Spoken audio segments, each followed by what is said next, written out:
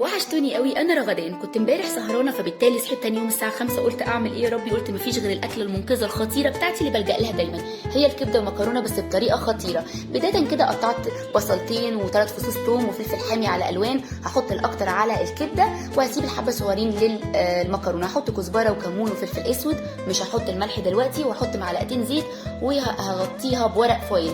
بعد كده بقيه البصل هحط عليه زيتون وطماطم ومعلقتين صلصه وبهارات وكمون وفلفل اسود وملح ومكعب خضار وزيت.